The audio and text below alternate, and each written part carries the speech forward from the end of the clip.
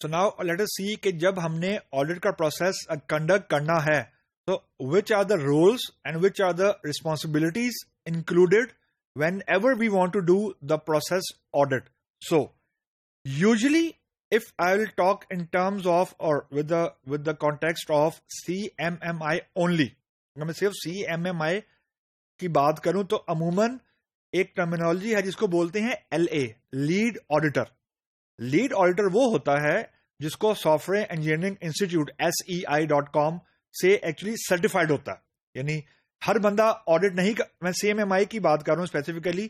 CMMI میں ہر بندہ lead auditor نہیں بن سکتا, صرف وہی لیڈ آڈیٹر بن سکتا ہے جس کو سافٹ ویئر انجینئرنگ انسٹیٹیوٹ نے سرٹیفائی کیا ہوا ہے. And now if I talk in terms of generic, کیونکہ عموماً ہر کمپنی CMMI کو اس کی اپریزل یا اس کو فالو اسٹرکٹلی نہیں کرتی, تو عموماً کمپنی نے اپنے پروسیسز بنائے ہوتے ہیں, but they adopt the same model how to do the audit as exist in different standard. So عموماً یہ ہوتا ہے کہ کمپنی کے اندر جب بھی کوئی آڈٹ کی ٹیم بنتی ہے تو اس میں عموماً 2 سے 3 بندوں کی ٹیم ہوتی ہے. 1 person has to be the lead auditor.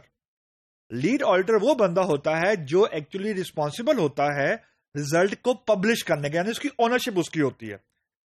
جو باقی ٹیم ممبر ہوتے ہیں عموماً جو آڈیٹر کی ٹیم یا وہ ٹیم جو آڈٹ کرتی ہے اس میں QA کی ریپرزینٹیشن عموماً ہوتی ہے. اس کی بڑی اسٹرانگ ریزن ہے.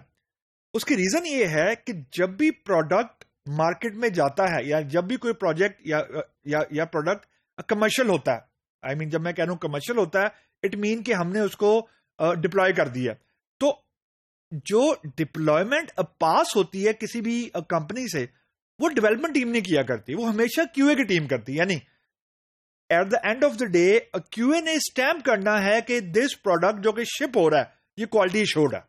تو اٹ میک سینس کہ جب آپ آڈٹ کر رہے ہیں تو آپ QA کی ٹیم میں سے کوئی ریپرزینٹیٹو ضرور رکھیں.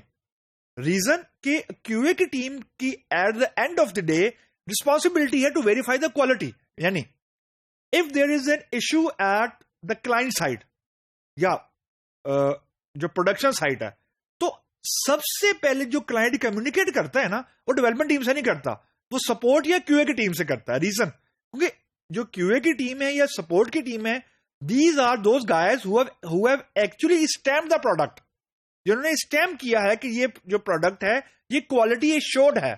تو logically it will make a very good case کہ ہم لیڈ آڈیٹر کے ساتھ QA کا کم از کم ایک بندہ لازماً انکلوڈ کریں. یہ 2 بندے عموماً ہوتے ہیں. اینڈ دا 3rd person, یہ بہت ضروری ہے. تیسرا بندہ, فار ایگزامپل آپ نے ایک ایسے پروجیکٹ کا آڈٹ کرنا ہے, لیٹ سپوز وہ کوئی اس کی ڈومین فائنانس کی ہے. اب ڈومین اسپیسیفک بندہ آپ کو چاہیے, مطلب اب ہر ڈومین کی اپنی ڈفرینٹ ٹرمینالوجیز ہوتی ہیں. فائنانس کی اپنی ٹرمینالوجیز ہیں, اکاؤنٹس کی اپنی ٹرمینالوجیز ہیں. فار ایگزامپل آپ اگر پراپرٹی ٹیکس کیلکولیٹ کر رہے ہیں اس کی اپنی ٹرمینالوجیز ہیں. If you are talking about any airline industry تو اس کی اپنی ٹرمینالوجیز ہیں جو کسی آڈیٹر کو نہیں پتا, جو کسی QA کے بندے کو نہیں پتا, وہ اس ڈومین کے بندے کو پتا ہے کہ وچ is wrong which is correct.